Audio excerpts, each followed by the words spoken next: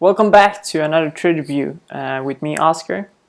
This is the series where I review my trades as a newbie, all the way up to very professional and profitable, hopefully. Or I know it will be someday. But it's gonna take time. But anyway, let's get right to it. I made some trades, or I made one trade, basically on FUSZ. This is the yearly chart. I want to talk about, okay, so this is the yearly chart when I saw it. Or actually, this candle was somewhere down here, or even here. So have that in mind, it was around here. So I found FUIC by scanning at the top percent gainers, midday scan, and etc. etc. I found it even the day before using my scans. Anyhow, what I saw was a potential breakout. So if you don't know how breakouts works, I'm gonna give you a quick lesson on how they work. So especially on OTC stocks, this is an OTC. It means it's not traded on the listed exchanges such as Nasdaq, New York Stock Exchange, Amex, etc. The basic idea is that it has to break out to new highs. So to say, for instance, that we're in like this. So it has these multiple run-ups, very nice. It has these very big volume spikes out of nowhere. That's one criteria for this to set up a key resistance point that it has to break above for being a profitable breakout pattern. So the day goes, and then on this day it breaks out. So this is a breakout. It breaks above its previous highs. And what's very key to remember is that this high, you can see multiple stocks where you say, okay, oh, this is a breakout, but it doesn't matter if this recent high or the high before the new high is without any volume. So to say, for instance, if this was the newest high, or if this was the highest high, as you can see, it has very low volume down here. So this is not a good risk-reward play. It's not ideal play.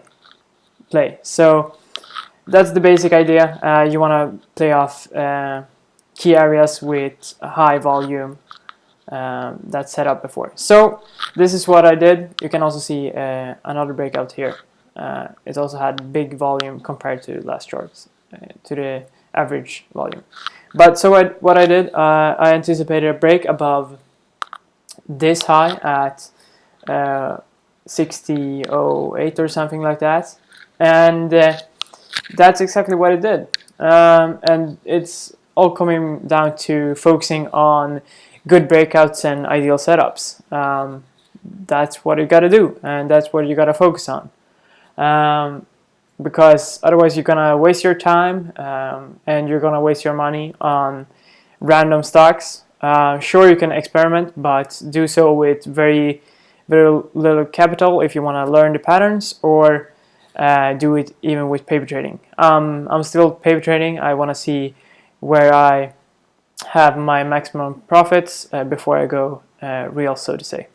So let's add my drawings. So if we go to the intraday chart, I'm gonna show you exactly where I entered and exit, how I did so, and what you and I, can learn from this. So if you maximize this, perfect. So first off, it had this run up in the morning even.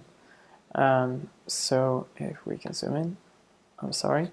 So it had this early run-up, and as I told you, the key level of the breakout was around the 60 area. So somewhere in here. So it broke this quite fast actually, because every candle here represents 1 minute. So this is somewhat of a quite of a fast spiker. And some methods that teach in trading tickers in regards of breakouts is that you should, if the breakout is fast like this, in a consistent uptrend, you should consider waiting to see how it pullbacks and holds up, and wait for the first pullback, because mainly they fail to hold this because they're getting up to the breakout level too fast, too quickly. So that's what I did. What I did. I waited to see. It got some of pullback at first. I anticipated it. It got another pullback. So when it got tested twice, I even think I didn't watch it too closely. I had it on my screen, but didn't watch it too close. But I saw that it had tested the level twice. So I thought that, okay, this is something that I have to play. So I did. I bought that 0.60, and what I also did to keep myself off into patience, because their breakouts are typically choppy. Nasdaq or listed stocks are typically more choppy than OTC stocks. But since this was midday, and notice this is Swedish time as well, so this is like 11 o'clock. No, it's 10 o'clock. This is 11, 12, etc., etc. So 1 and 2. So it's quite choppy. It's quite illiquid.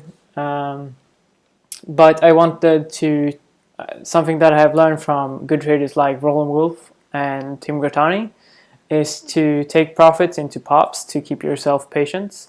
So I wanted to protect myself for this being like solid resistance level, because this area had been tested multiple times. So when it got up here, I'm like, okay, I'm going to give this more time due to the fact that it's midday, but I want to take some risk off and take some profits while I can. So that's what I did. I sold half of my position in the 640s.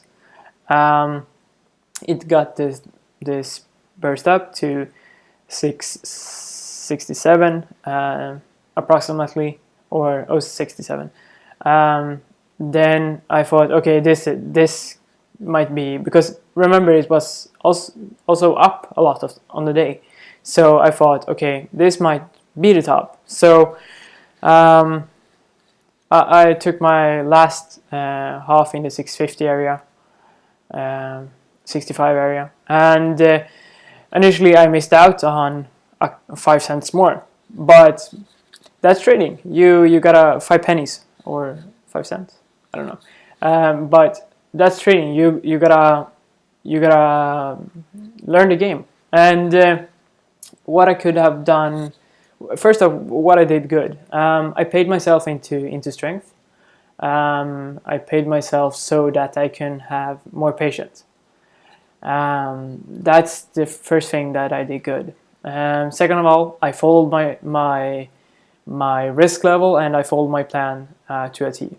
My plan was that I wanted to risk off this pullback, and also due to that fact, I took a position that was a good that I didn't going to lose too much in relation to the risk. So since this is somewhat off, I took a position that is in good size in relation to the risk that I'm facing.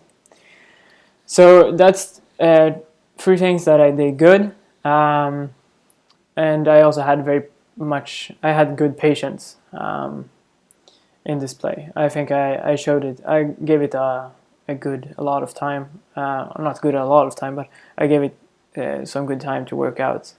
Although there is some things that I can improve. If we go back straight to the patient part, Sure, I did have a patient to hold this multiple hours, but I should have been more particular on when to exit, due to the fact that, as you see, 8 p.m., which is 2 o'clock Eastern time, so 2 o'clock in the US, also known as power hour, as we say. These are the times where most volume comes in once again. So if I would have done something differently, I would have gone back in time and said, okay, it's soon to 2 o'clock. I'm expecting more people to come into their office, and seeing this trade up, seeing it above the breakout level, pushing it up, keep firing on with volume. So that's one thing that I can learn and you can learn, to remember the times.